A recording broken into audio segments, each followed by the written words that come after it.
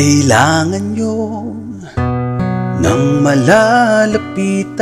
Narito ako, narito si Bongo. At tuwing maghahanap kayo ng isang kaibigang laging tutulong, narito si Bongo. Tuloy-tuloy ang aking serbisyo bilang inyong senador. Maglilingkod ako, tapang at malasakit, malalapitan kahit anong oras man. Ako'y inyong maaasahan, tapang at malasakit. Sa'kin kayo kumapit, kaibigan nyo si Bongo. Ang tanging bisyo ay magserbisyo. Katuwang ng Pangulong Digong, ngayon'y isang senador na parating tutulong. Kahit kanino, kakampihan ko kayo sa Senado. Yes guys, October 21 po ngayon at nandito tayo ngayon sa Top Ermita ng Metro Manila, na kung saan andito po yung Bahay Lingap. Bubuksan po ngayong araw mga kababayan, pangungunahan ni Senator Bongo. Ito po yung magiging pansamantala na tirahan ng mga pasyente na galing sa malalayong lugar, at pati po yung mga tagabantay ng mga pasyente ay dito po sila pwedeng tumira pag nagkaroon po sila ng mga na-hospital na mga kamag-anak, kaibigan, wala silang matirahan dito sa Maynila. Ito po yung Bahay Lingap mga kababayan, UP PGH Hospital, pinaka-extension niya mga kababayan. At syempre dahil si Yorme po ang punong lungsod ng Maynila, kasama po niya dito sa ribbon cutting.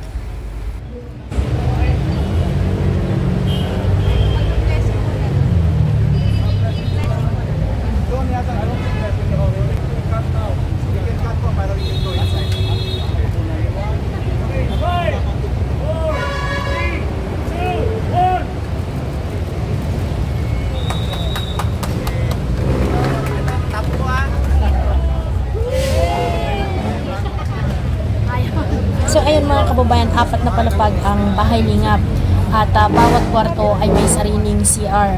Dahil lang gusto po ni Senator Bongo ang pansamantalang titira dito ng mga pasyente o tagabantay ng pasyente ay magkaroon ng comfortness.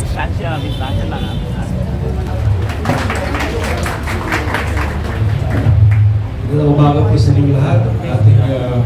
Ating guests of honor, Mayor Isko Moreno, and of course our long-time supporter, Senator Bongo.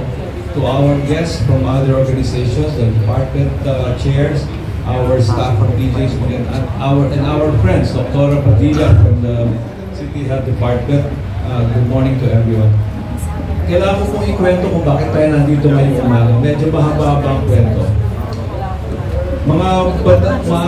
Early 2019 po, natutulog ako pero nakasilent ang aking telepono. Alam niyo yung may tumawag sa inyo, kahit tulog kayo, umiilaw ang telepono niyo para nakikita niyo, di ba? Nangyari po yun. 1:30 in the morning, si Senator ko tumatawag. Sabi niya, nakatapos ang po ng cabinet meeting ni Presidente. Marami na po yata na kailangan ng tulong dyan, mga bantay. Gusto niya magpatayo ng halfway house para sa inyong mga pasyente. Ako, malaking tulong po yun, sabi ko. At idadagdag namin yung MRI. So, yung MRI natayo na, ngayong araw na dito tayo sa halfway house. Pero sabi niya, meron din ba kayo dyan sa PGH? Kahit ang sinungaling ko, siyempre bibigay. Meron po! Kaya madaling araw na, hindi na ako makaisip. Siguro talagang tinadhana ng Diyos na maitayo ito. Kasi wala pang, hindi ba naka-outtaking si Mayor Isko. Pumunta na siya sa PGH. Naghahanap kung paano sa tumulong. At nakumpisa na rin ang tuloy-tuloy na mga programa ng PGH at ng ating syudad. So, naibigay po ng user track grant, naibigay po ng lupa ng 400 square meters. So yung pinapatan po ang lupa at ang proyekto ng building at tayo nandito ngayong umaga. Ito po yung hindi ordinary kwento. Ito yung kwento ng siguro ng tadhana na kung tayo'y nag-iisip ng mabuti para sa ibang tao, walang imposible po. At tuwing mabalikan ko yung mga nangyari ngayon, parang nanaginip lang ako. No? At ngayon, totoo na ito lahat. Yung pong pinagdaanan nito, mahaba-haba rin kasi maraming disruption, katulad ng COVID, katulad ng construction problems. Pero nalagpasan po natin lahat yan. At ating pong Department of Family and Community Medicine ay humarap sa mga pagsisubok sa pagtayo nito at pag-organisa at nangangako po sila na magagandahin nila ang serbisyo dito. Ang malaylinga po ay pagsasatupad lang ng ating adikain na ang mga pasyente na may hirap, ang unang na nawawala sa kanila pagpunta sila sa public hospital ay dignity ng unang panahon. Kasi nga po, halos nagmamakaawa sila sa gusto nilang serbisyo sa atin. Pero palay ko, lagpas na po tayo doon sa basic requirements. Nabibigay na po lahat ngayon. Nagbigay po ng monthly support ng ating previous president sa PGH. Naging libre na po lahat ang serbisyo, maaga pa. Nauna pong PGH ang zero billing. 2017 pa po, zero billing na sa PGH. So, i-level up naman po natin ang care.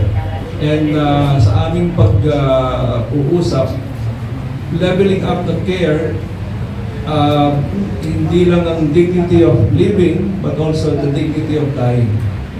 Kaya po ating hospice and palliative care ay namumuna dito. Ang hospice and palliative care po ay sa PGH pinanganak ang programa para sa buong Pilipinas. At aming mga graduates na nasa buong Pilipinas na. So parang mabubuo lang po natin ang universal healthcare. No? Ang aming partnership with the City of Manila brings us to the community service. Ang aming mga obstetricians ay pupunta na sa Santa Ana Hospital. Ang Hospital ng Maynila po ay partner na namin sa teleneurology at sa cardiac procedures.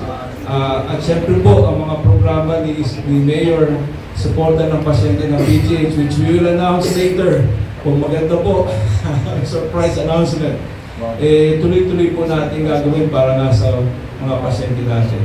And of course, ang pagsasama-sama ng local government, ng isang government agency like PGH is made even stronger with the support of the national government.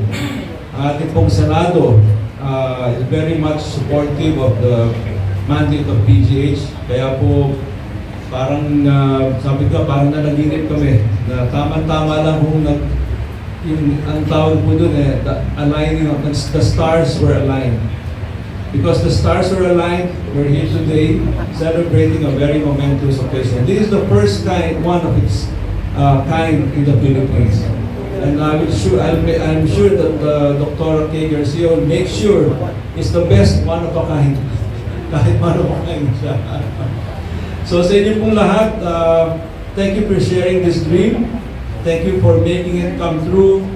And thank you for ensuring that our countrymen, wherever and whoever they are, will receive the best of care.